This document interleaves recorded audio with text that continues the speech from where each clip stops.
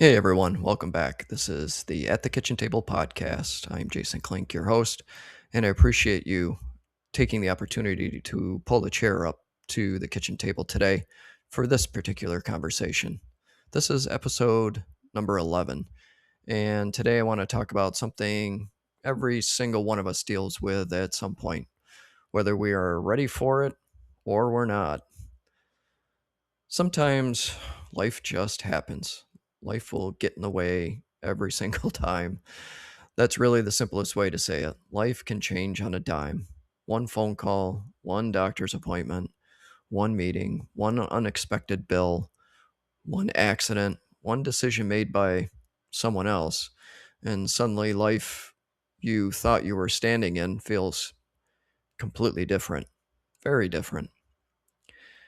You can be building a business and believe you're finally getting traction, only to realize that the market isn't responding the way you had hoped.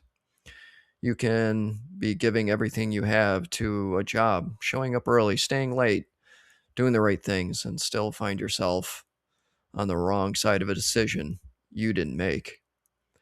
You can be going through your normal routine, thinking about the little stresses of the day, and then you get news that someone you love is sick or injured or facing something serious. This can be earth shattering at points. That's the stuff that stops you in your tracks. And I think one of the hardest parts about those moments is that they remind us how very little control we actually have over the outcomes. We like to believe that if we plan enough, we work hard enough, we stay disciplined enough, and make the right decisions, then everything should go according to the plan that you have created. But anyone who has lived any real amount of life knows that isn't how it works. And that can be very frustrating. You can do the right things and still lose. You can care deeply and still not be able to fix it. You can prepare for one version of life and still have a completely another version to show up at your door completely without any kind of permission. That doesn't mean effort doesn't matter. It doesn't mean planning doesn't matter. It doesn't mean discipline, faith, structure, and hard work don't matter. They absolutely do. But they don't give us full control. They give us a foundation. They give us something to stand on when the ground starts moving pretty quickly sometimes. And I think that's the conversation I want to have today. Not how do we prevent life from happening, because we can't. Not how or really do we guarantee, or how do we guarantee the outcomes, because we can't do that either. The real question is, when life happens, who do who do we become in that kind of response? And really, that's where the work is.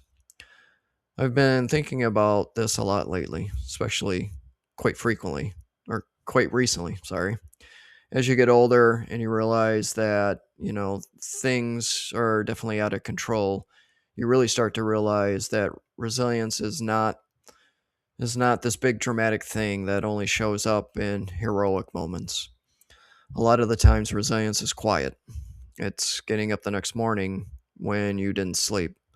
It's making the phone call you didn't really want to make. It's sitting in the room with someone who is hurting and not trying to fill every second with the perfect words. It's admitting you're scared, but you still take that next step. We sometimes talk about strength like it means not being affected by anything.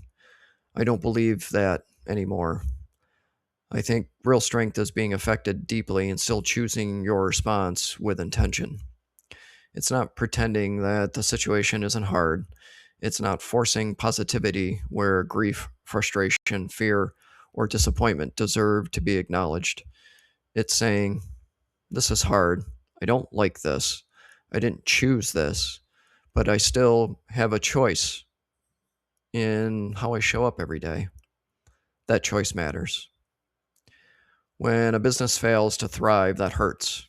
And anyone who has tried to build something understands that it's not just about the money, it's personal. You put your time into it, you put your reputation into it, You put your ideas, energy, and identity into it. You tell people what you're building. You convince yourself that it's going to work. And then sometimes it doesn't work out the way that you had hoped. And, you know, when that happens, the easy response is shame. You start replaying every decision. You wonder if people are judging you. You question whether you are even or were ever capable in the first place.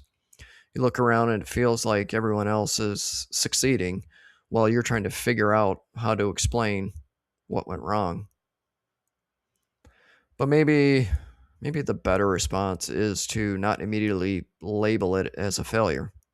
Maybe the better response is to ask, what is this teaching me that success would not have taught me? That doesn't magically make it feel better. I'm not saying you lose money, lose momentum, or lose a dream and just smile through it all. That's not real. But there's a difference between something not working and you being completely worthless. There's a difference between a business failing to thrive or succeed and you being a failure as a person. Those are not the same thing. The same is true when you might lose your job. That can shake people in a way that is hard to explain unless you've been through it. And believe me, I've been through it. Because work is tied to so much more than a paycheck. It's tied to routine. It's tied to identity. It's tied to how you provide. It's tied to, how you see your place in this world. And when that gets taken away, especially when you didn't even see it coming, it can feel like the rug got pulled out from under you. And in that moment, it's easy to spiral. It's easy to get angry. It's easy to feel embarrassed. It's easy to think, what now? And honestly, what now might be the most important question in this situation.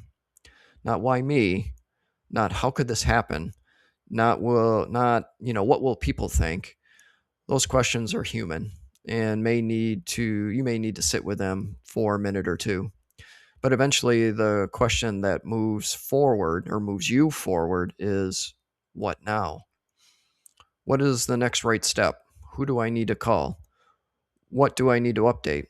What can I control today? What do I need to let go of because it's completely outside of my control? That's where the response becomes much more powerful than the outcome.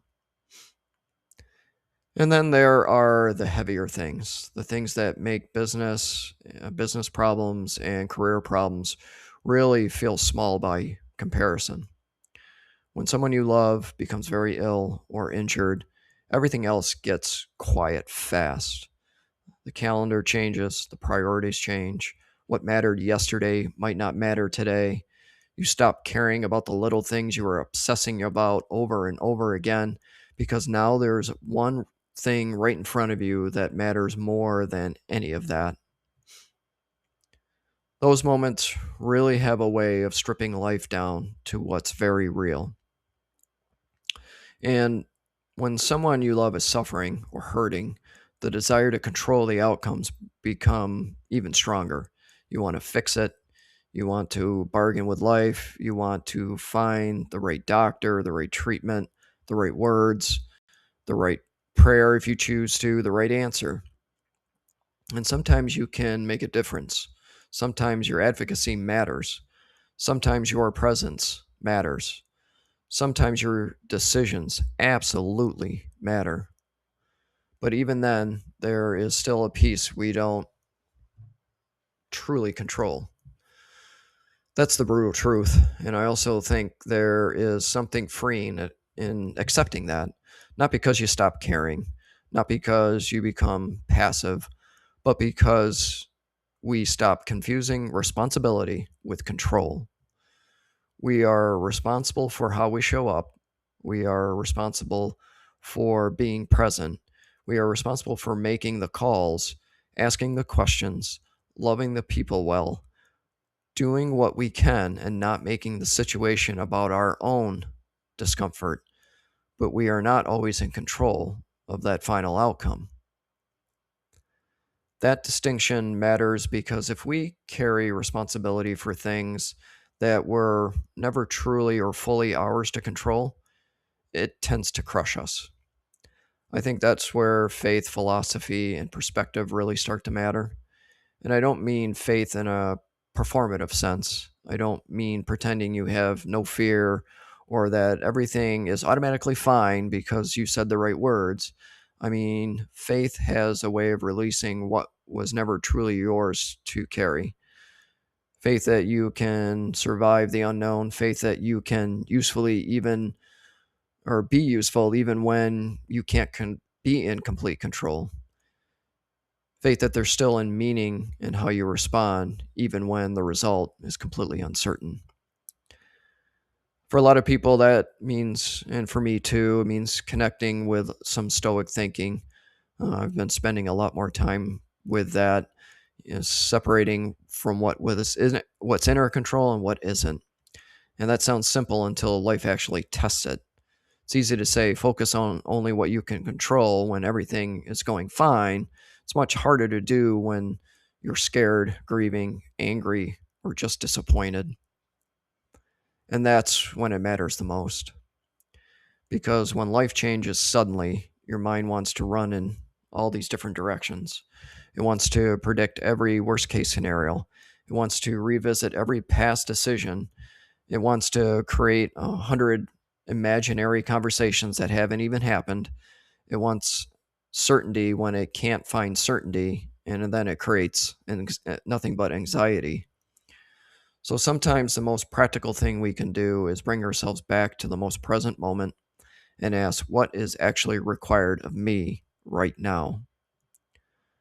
Not tomorrow, not 6 months from now, not in every possible version of how this could go, right now. Do I need to make a decision? Do I need to be quiet and listen? Do I need to take action? Do I need to rest so I can keep going? Do I need to apologize? Do I need to ask for help? Do I need to stop trying to solve everything in my head at 2 o'clock in the morning? That's real life. That's the kitchen table conversation. Because when life happens, most of us don't need a motivational speaker or poster. We need a way to keep our feet underneath us. And I think that's one of the mistakes we make is believing that responding and responding well means responding perfectly. It doesn't. You might have a bad day. You might lose your temper. You might crash out or break down in the car. You might feel sorry for yourself for a little while. You might not be calm or wise or grounded in the most optimal version of yourself every second of the process. That doesn't mean you're failing. It means you're human. Surprise, you're human.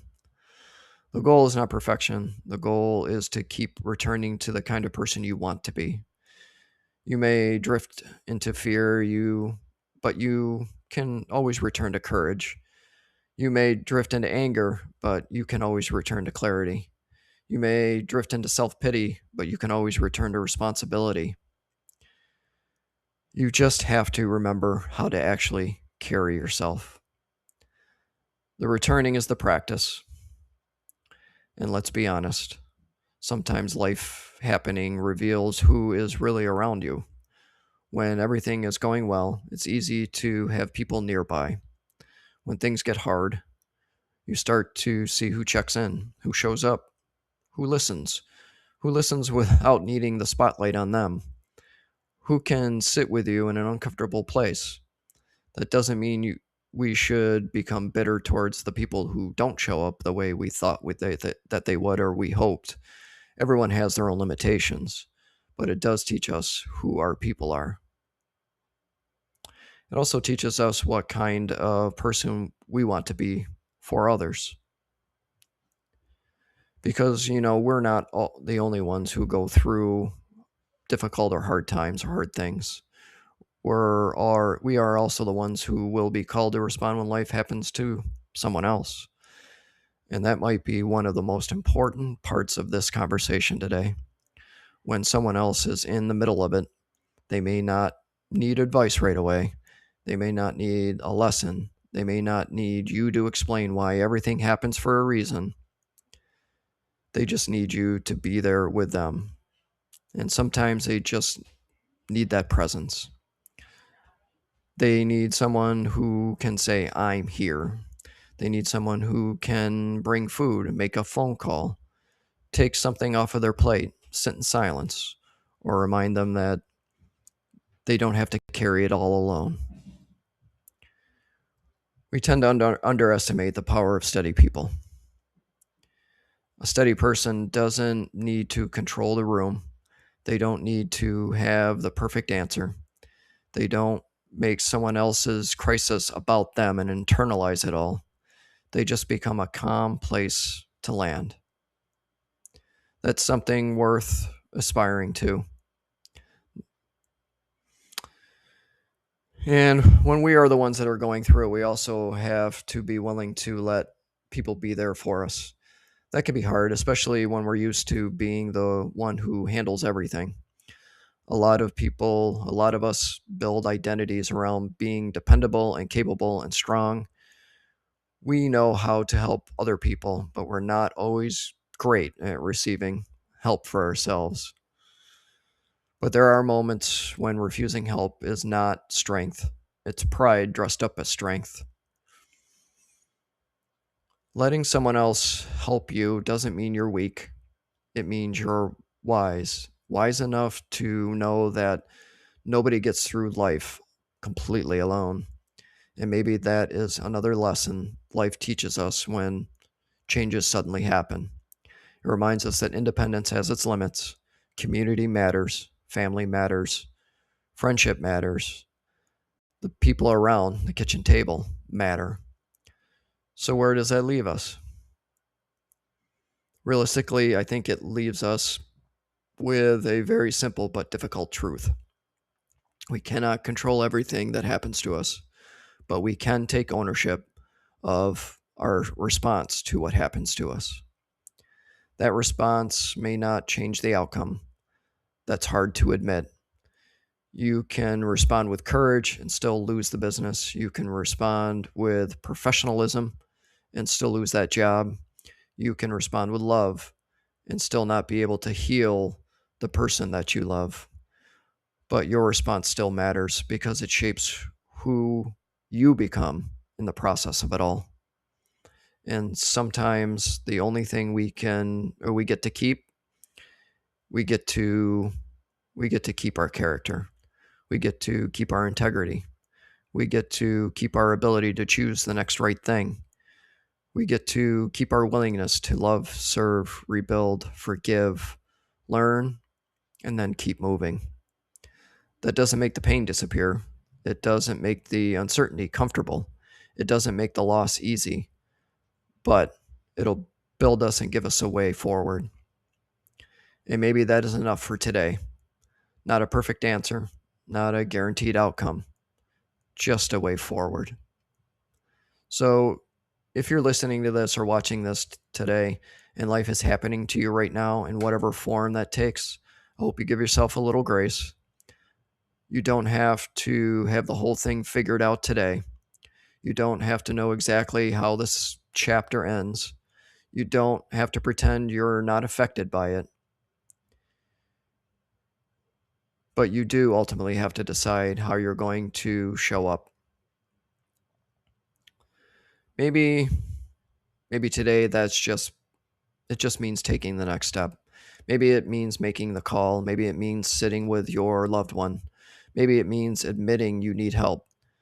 Maybe it means completely letting go of the part you can't control and putting your energy into the part that you can. Life is ultimately going to happen. It happens to all of us. The question is not whether we can avoid every storm. The question is whether we can become the kind of people who know how to stand, adjust, respond, and keep going when that storm arrives.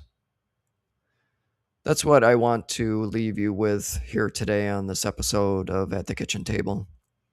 When life changes on a dime, pause before you panic, breathe before you react, look at what's actually in your control, respond from your values, not just from fear. And when you don't know what else to do the next right thing that might be right in front of you. Thanks for pulling up a chair and sitting with me at the kitchen table today. This is episode 11. As always, I appreciate you being a part of this conversation. If this hits home for you, share it with someone who might need to hear it today. And if you're in the middle of one of those seasons where life is just happening, I hope you remember that your response still belongs to you. And as always, take care of yourselves, take care of each other, and until next time, have a great day.